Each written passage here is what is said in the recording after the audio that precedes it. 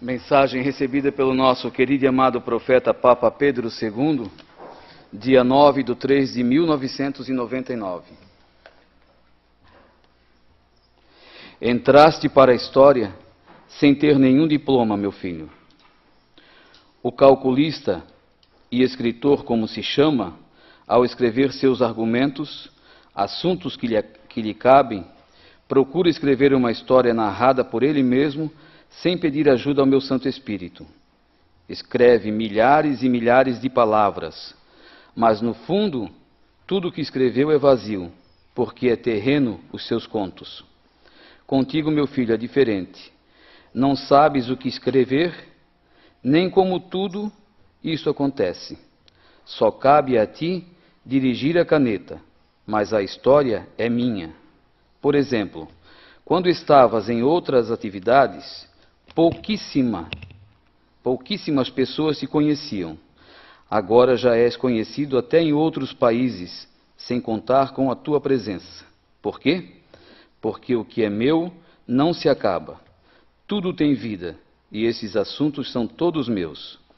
A advertência desses assuntos todos os dias é um alerta para os grandes e para os pequenos que buscam um ponto de referência para o fim deste milênio. E o que irá acontecer, pois vocês, filhos amados, não estão mais sozinhos. Estou convosco todos os dias, desde a hora em que passaram a acreditar nessas santas palavras, que são tão puras e santas como a Bíblia. A diferença são os escritos delas, pois eles já estão no céu comigo, enquanto este que escreve e continua escrevendo é para vos dar conhecimento da verdade, e a verdade é esta. Se os bispos não aceitam essas mensagens, nem a maioria dos sacerdotes, é porque tudo o que está escrito tem que acontecer. O Sermão da Montanha narra tudo isto. Que ninguém se deixe vencer com o que os outros dizem. Até agora, tudo o que foi escrito por este pequeno homem não consta castigo, ora ainda não chegou. Não consta castigo para ninguém, nem condenação, porque a minha hora ainda não chegou. Mas quando chegar, aí sim, o castigo virá e todos os descrentes serão julgados. Onde é que um escritor pode escrever esses assuntos? Só pode escrever quem eu quero e não como muitos pensam. Este escritor já passou para a história, pois seu nome está arquivado no livro de ouro celestial. É um pequeno homem sem diploma e quase sem cultura, mas que no fundo do seu coração ama-me verdadeiramente com o máximo de respeito. Isso é o que me interessa. Fiquem atentos, filhos amados, e levantem vossa cabeça. Jesus.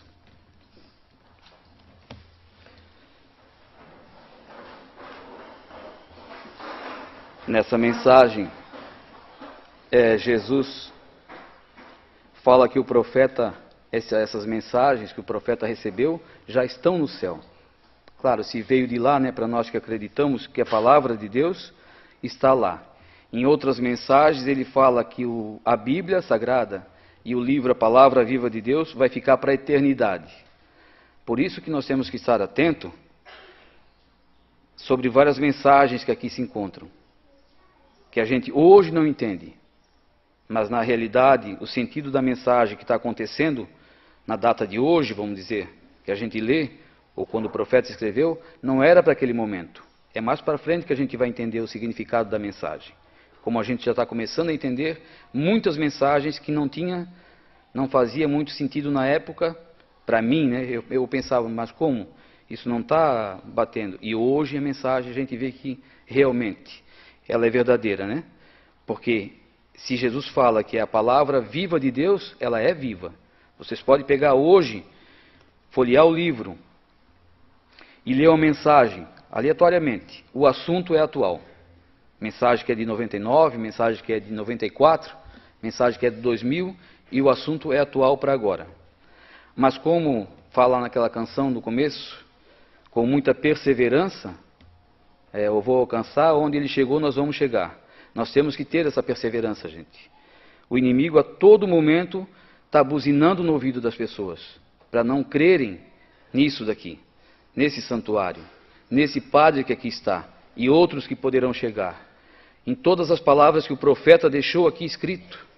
Não foi o profeta que escreveu isso aqui, a mão dele foi, mas são palavras de Deus, está aqui a confirmação. Então apenas vai dirigir a caneta, o assunto é todo meu, Jesus está falando. Então, o inimigo, sabendo disso, com certeza ele vai lutar até a vinda de Jesus. Ele teve coragem de enfrentar Jesus, né? Se ele teve a coragem de fazer a proposta, se te prostrares ao meu pé, eu te darei todo esse teu reino, sabendo que Deus era o dono do reino. Ainda teve a ousadia de fazer essa proposta. Imagine para um de nós, como ele não vai tentar até no último momento. O evangelho de hoje, o que fala? Que as pessoas têm a possibilidade de perceber quando o tempo está quente, quando o tempo está frio, se vai chover, se não vai chover, né? Então consegue perceber. Mas o que é de Deus o homem não percebe. Percebe sim, só que é cômodo para a gente aceitar. Essa pouca vergonha que está existindo hoje, a maioria do ser humano aceita, porque não tem coragem de levantar uma palavra ou enfrentar essa guerra, que é uma guerra espiritual sim que a gente está enfrentando. Essa é a guerra santa que se refere. Nós temos que enfrentar isso daí, não podemos baixar a cabeça e dizer não está bom, porque se torna mais cômodo viver da forma como eles querem. Onde a maioria do ser humano está sendo o quê? Covarde, não está enfrentando o que Jesus pediu, honrar a Deus em primeiro lugar. E também é aí que se fecha a passagem que Jesus fala, quando eu voltar, em quem eu vou encontrar a fé?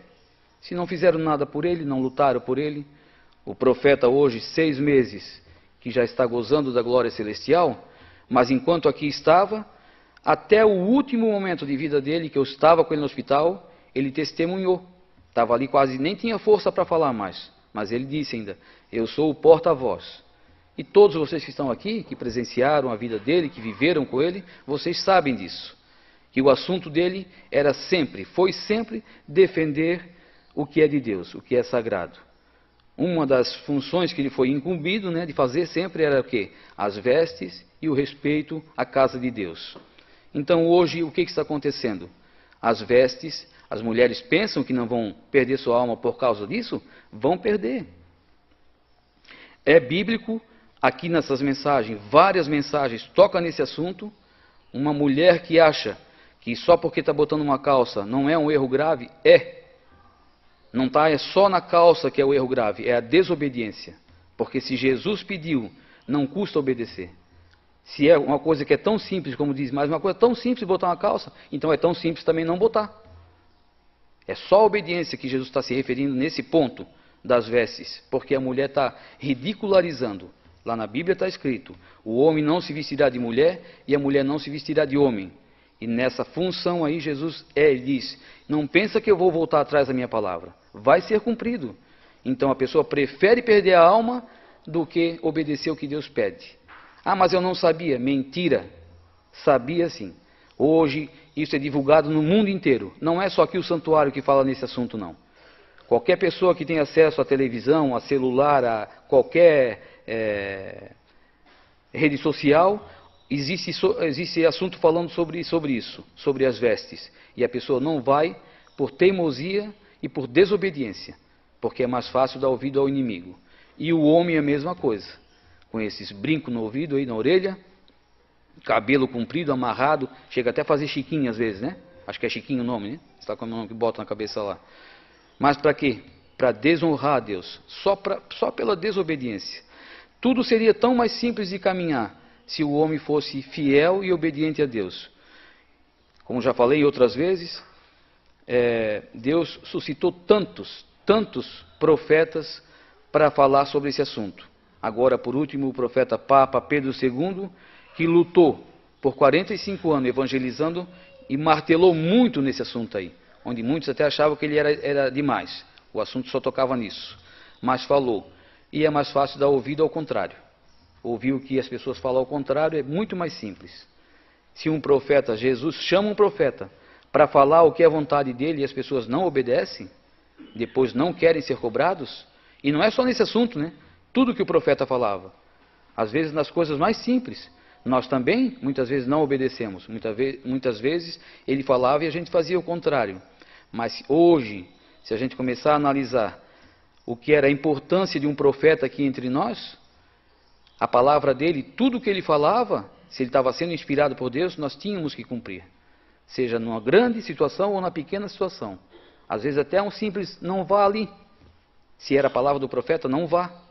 Depois que aconteceu o mal, e não foi na hora, lá para frente a resposta vai vir. E as pessoas então pensam, poxa, se eu soubesse antes, né? Mas foi alertado. Deus não quer o nosso mal. Qual o pai que quer o mal de um filho?